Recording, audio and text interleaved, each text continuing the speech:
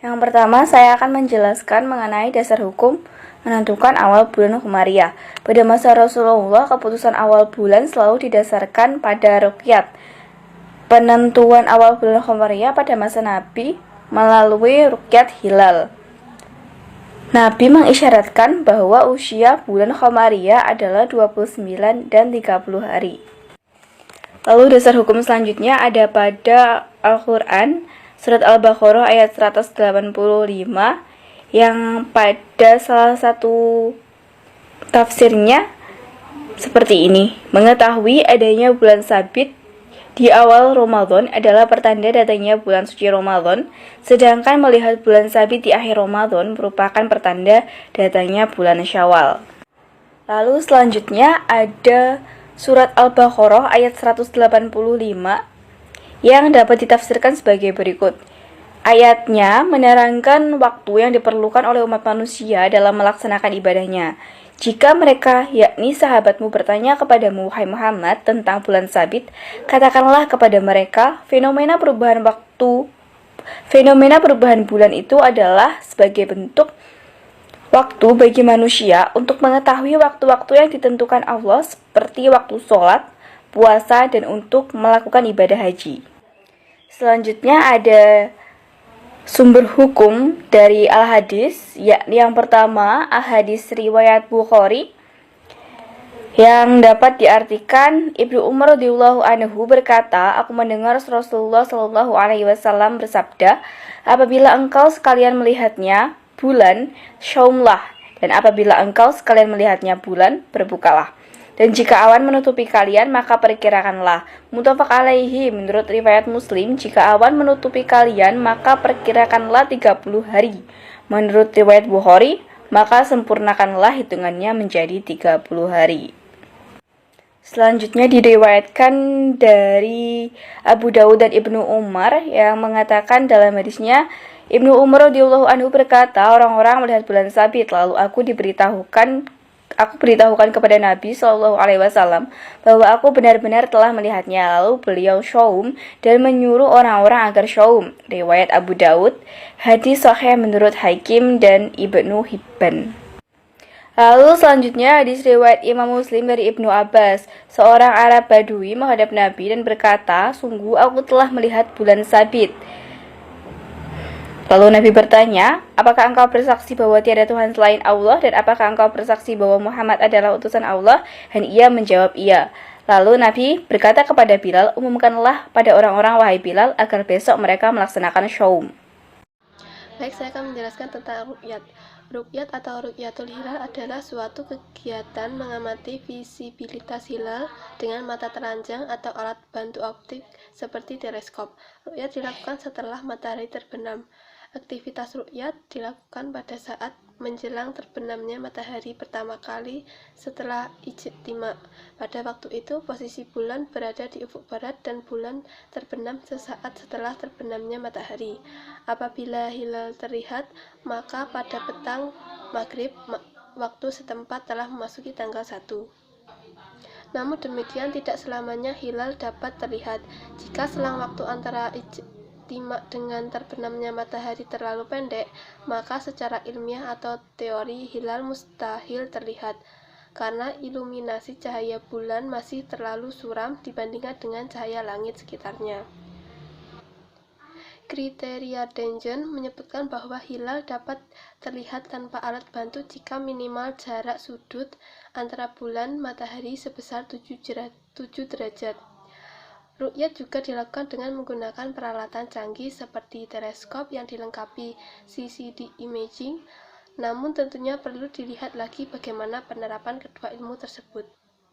Hukum dalam ruqyah. Ruqyat hilal adalah sebuah fardu kifayah, maka sebagaimana semua hukum fardu kifayah, jika kalau sudah ada sebagian kaum muslim yang melaksanakannya, maka gugur kewajiban bagi yang lainnya. Bukan merupakan kewajiban setiap muslim untuk keluar untuk melihat hilal. Hal ini berdasarkan hadis Ibnu Umar. Jadi Ibnu Umar LA berkata, orang-orang berusaha melihat hilal. Saya pun kabarkan kepada Rasulullah bahwa saya melihatnya. Maka beliau berpuasa dan beliau memerintahkan kepada manusia berpuasa. Hadis riwayat Abu Dawud. Untuk selanjutnya, di sini saya akan menjelaskan beberapa macam hisab, macam-macamnya hisab. Yang pertama yaitu ada hisab hakiki. Pengertian hisab hakiki tersendiri itu adalah teknik perhitungan yang pada hakikatnya dan seteliti mungkin terhadap peredaran bulan untuk mengelilingi bumi dengan menggunakan perhitungan yang pasti dan didasarkan pada siklus bulan dalam mengelilingi bumi melalui kaidah-kaidah ilmu eksekta, yaitu dengan menggunakan segitiga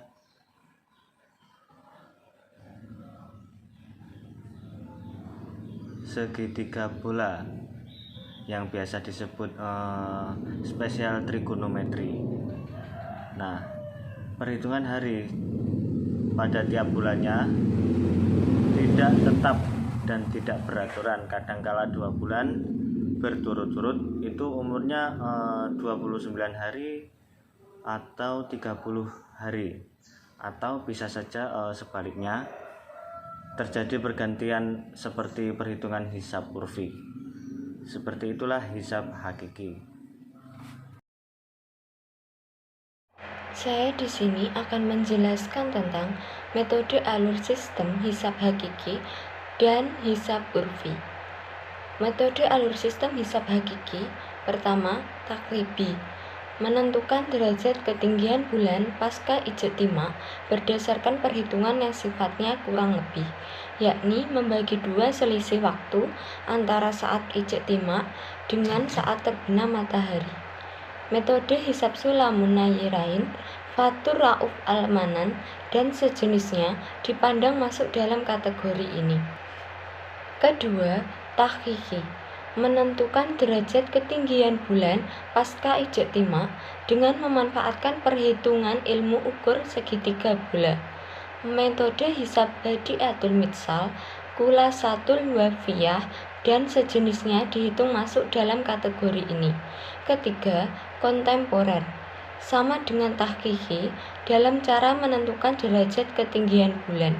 Bedanya, hisab kontemporer mengacu pada data astronomis yang selalu diperbarui atau dikoreksi dengan penemuan-penemuan terbaru.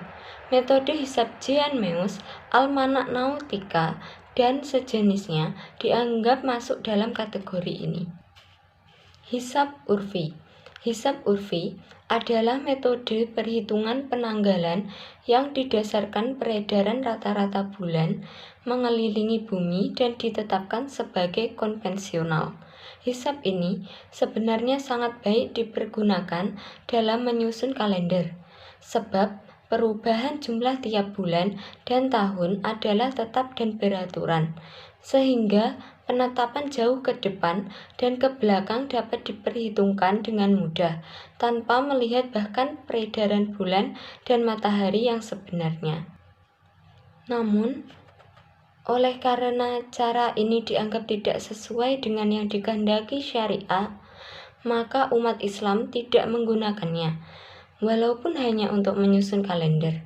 Hisab urfi ini hanya dipergunakan untuk memperoleh awal bulan Qomariyah secara taksiran dalam rangka memindahkan pencarian data peredaran bulan dan matahari yang sebenarnya. Hisab urfi hanya dapat digunakan untuk penentuan haul zakat, karena jumlah hari dalam baik menurut hisab urfi maupun menurut hisab hakiki adalah sama, yaitu 354 hari untuk tahun mubasitah dan 355 hari untuk. Saya akan menerangkan hisab awal bulan metode empiris dalam penentuan kalender berdasarkan sistem Qomariyah akibat dari peredaran bulan terhadap bumi yang mengitari matahari. Muncul perbedaan waktu di setiap belahan bumi sehingga untuk menentukan hisab perkiraan awal bulan dibutuhkan sistem hisab. Salah satu hisab Salah satu sistem hisab yang terkenal adalah yang didasarkan pada sistem empiris, yaitu sistem yang membuat data bulan dan data matahari yang berkaitan dengan perhitungan awal bulan. Di samping itu, sistem ini juga bermanfaat dalam penentuan awal waktu sholat dan perhitungan arah kiblat. Dibanding metode hisab kontemporer lainnya, data astronomis untuk metode ini lebih mudah didapatkan. Karena itu, metode ini menjadi metode perhitungan falak kontemporer yang paling banyak digunakan. Di Indonesia terkait dengan sistem empiris, Kementerian Agama Republik Indonesia Kemenak RI yang menerbitkan buku empiris hisab ruqyat yang berisi data empiris untuk metode ini setiap tahunnya. Kemenak juga mengeluarkan software WinHisab yang merupakan software perhitungan data empiris matahari dan bulan. Untuk menghitung awal bulan Hijriah, diperlukan data-data matahari antara lain ecliptic longitude, apparent right extension, apparent declination, semi diameter, dan equation of time. Di samping itu, diperlukan juga data-data bulan antara lain apparent longitude, apparent right extension, apparent declination, horizontal parallax, semi diameter, dan fraction illumination. Data-data ini bisa kita dapatkan antara lain dari data empiris hisab ruqyat. Karena data bulan dan matahari dalam empiris hisab ruqyat disajikan tiap jam, maka data bulan dan matahari untuk menit dan detiknya dapat diperoleh dengan melakukan pentakdilan atau interpolasi terhadap data yang ada. Misalnya, mau mencari nilai SDM yang terbenam matahari pukul 17:16 WIB. Padahal data yang ada hanya pada jam 10 dan 11 tepat. Maka nilai SDM yang diperlukan dicari dengan interpolasi. Berikut langkah-langkah praktis menghitung awal bulan Sya'ban.